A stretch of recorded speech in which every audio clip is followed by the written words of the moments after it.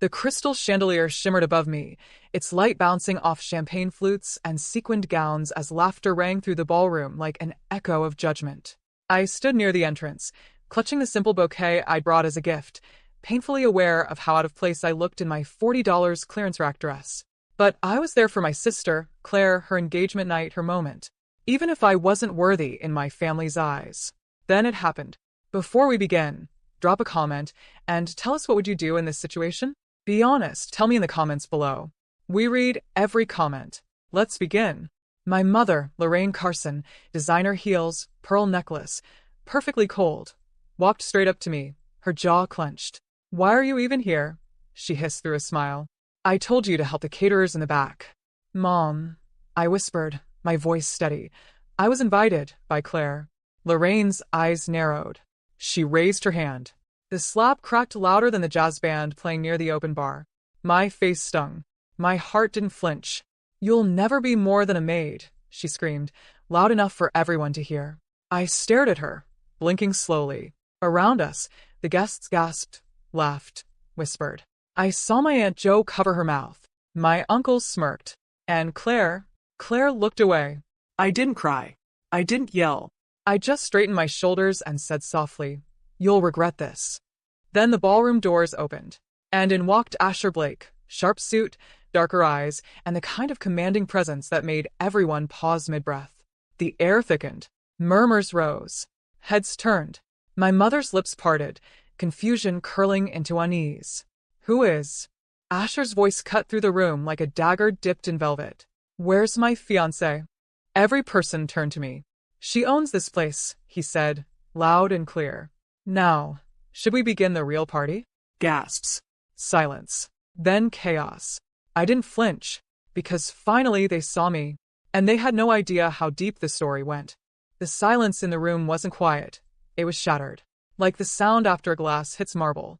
My mother stood frozen, her hand still slightly raised from the slap.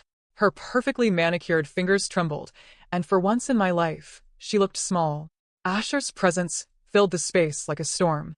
The man didn't just walk, he owned every step. Broad-shouldered in a tailored navy suit, his watch alone could have paid for the chandeliers above us. But it wasn't the money that made people tremble. It was the power in his voice, and the way his eyes locked on mine like I was the only person that mattered in the room. He reached out and took my hand, as if we'd always belonged like that, in front of everyone who once looked through me like I was invisible. "My fiancé," he said again louder now. "This woman is the future Mrs. Blake. And from this moment on, anyone who disrespects her disrespects me." My Uncle Ross dropped his glass. "Claire's fiancé, Ethan, the same one who once told me I should date someone my level," visibly paled. My father stepped forward, trying to puff his chest out like the corporate big shot he once was before the last of his stocks fell flat. "You're engaged to her?" he scoffed.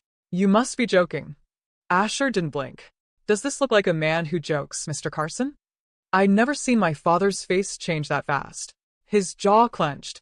I think in that moment he realized something. Something terrifying. He had no power anymore. Because I wasn't the maid.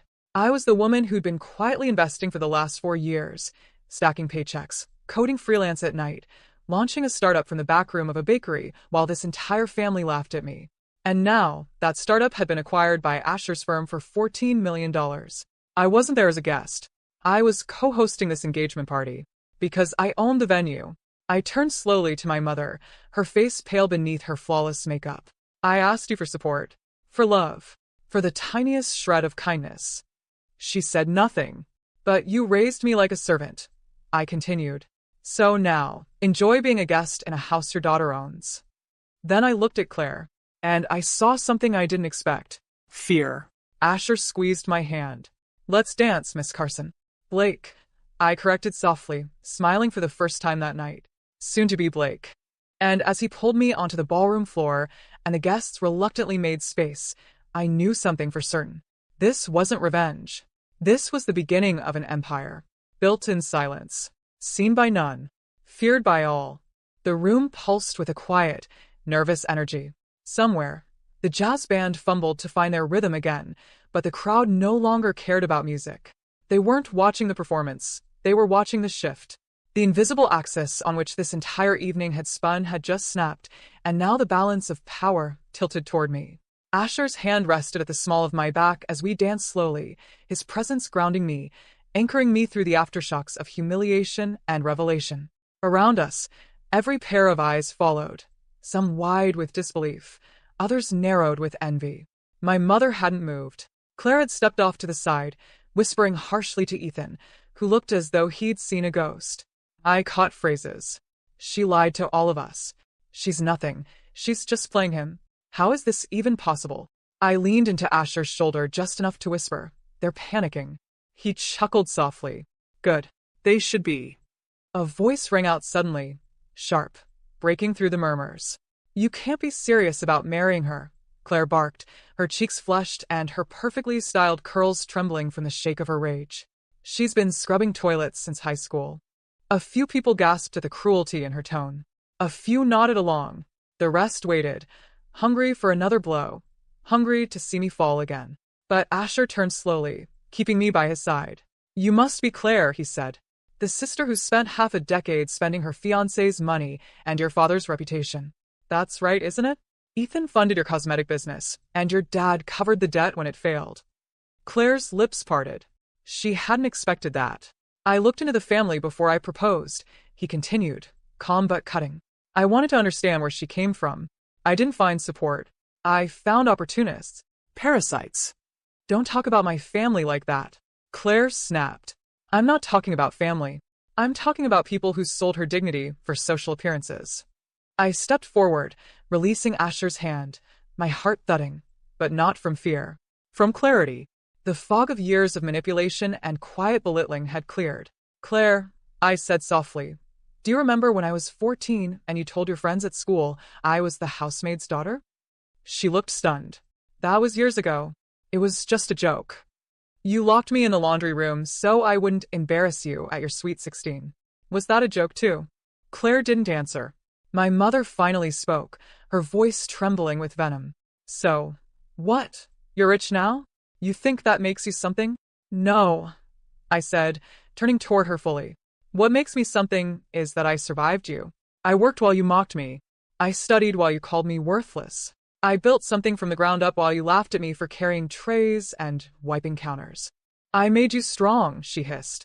"You should be thanking me." "No," I whispered. "You didn't make me strong. You tried to break me. That's not the same thing." The air grew heavy. You could feel the weight of it pressing on every chest in the room. Then Asher stepped in again, pulling out an envelope from his jacket. "And for those of you still wondering if this is a joke," he said, "here's a copy of the acquisition deal signed by our board last Friday. Her company is now part of Blake Enterprises. And per our partnership agreement, she now sits on the board. She owns majority shares in 3 of our subsidiaries." He handed the envelope to my father. My father didn't even open it. He just sank into a chair, like the wind had been knocked out of him. That man, once towering with arrogance and ambition, was now nothing more than a wilted shadow of his former self. Because he knew every cruel word, every cold shoulder, every time he called me less than, it had all come home to roost. "I just don't understand," my mother muttered. "You were never supposed to win." I looked at her for a long moment, and then said, "That's because you never thought I was playing the same game." Asher extended his hand again. I took it. We walked back through the crowd as it parted like the Red Sea, people unsure whether to clap or cower. And as we approached the balcony doors, I paused, turned to them one last time. "This isn't revenge," I said. "This is just me standing." And with that, I walked out into the night air. But the story wasn't over yet, because what came next would change everything they thought they knew about me and themselves. The cool night air kissed my skin as Asher and I stepped onto the terrace. The ballroom lights flickered behind us like the last gasps of a fire trying to stay alive, but inside, that fire was dying.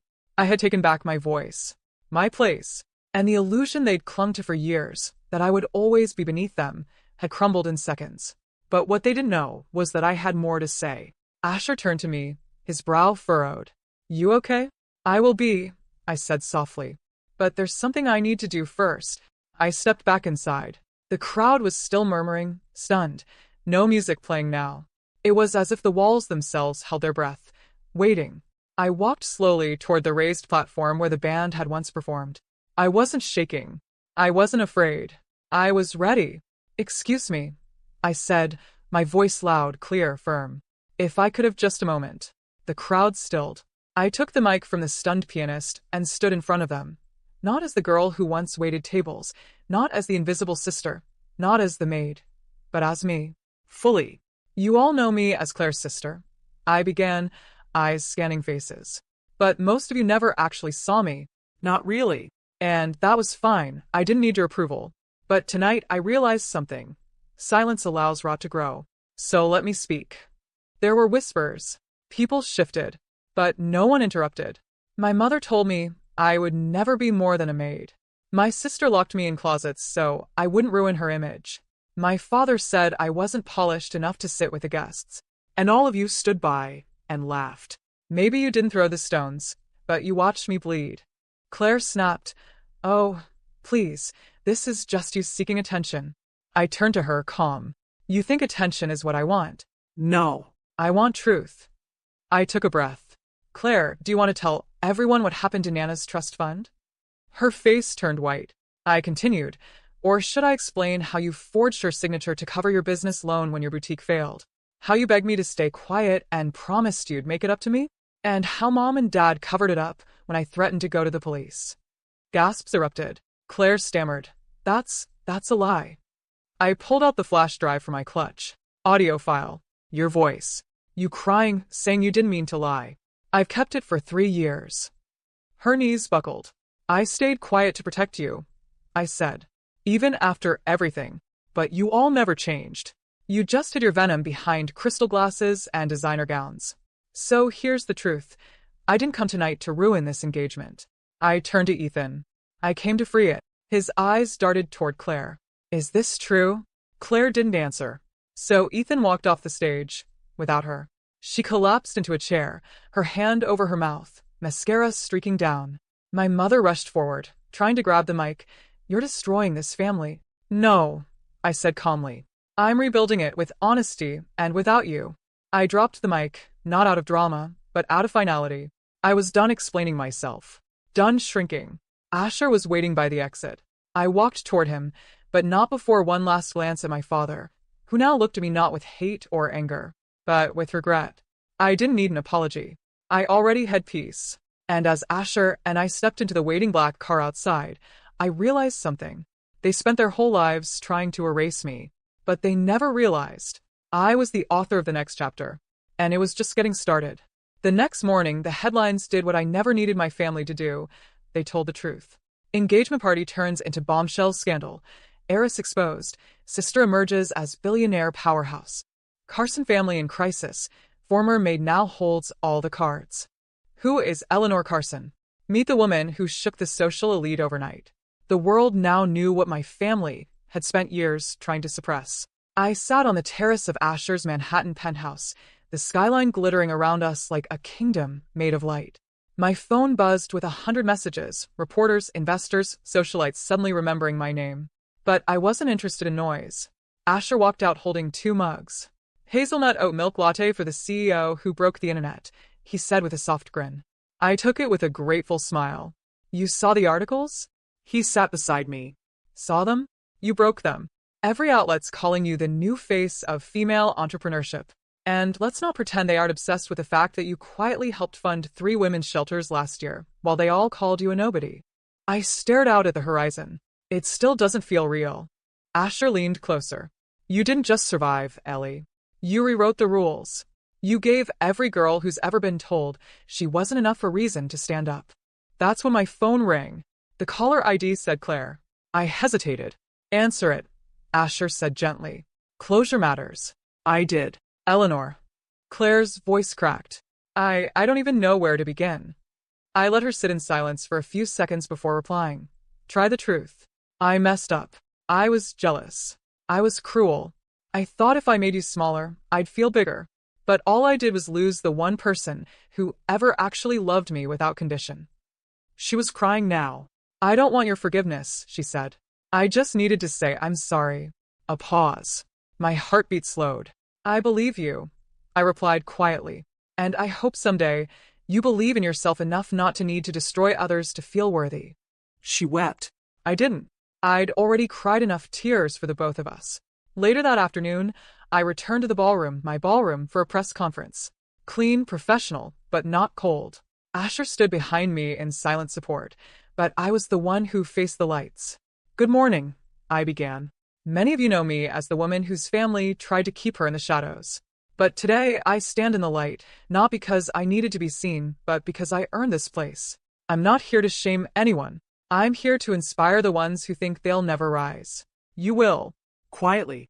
Powerfully. Relentlessly. And when you do, I looked straight into the cameras. They won't see it coming. And they won't be able to stop it. That night, I walked back into that empty ballroom. The same one where I'd been slapped. Shamed. Dismissed. I stood exactly where it had happened. And I whispered to the silence. I forgive you. All of you. But I'll never be you. Asher joined me. You sure you're ready for what's next? I turned to him, a fire behind my eyes that wasn't there before. I was born ready. They just never bothered to look close enough to see it. And as we walked out of that once cold palace of shame, the city opened itself up to me. Not as a maid. Not as the quiet sister. Not as someone to mock. But as a woman who had the last word. And it echoed for generations.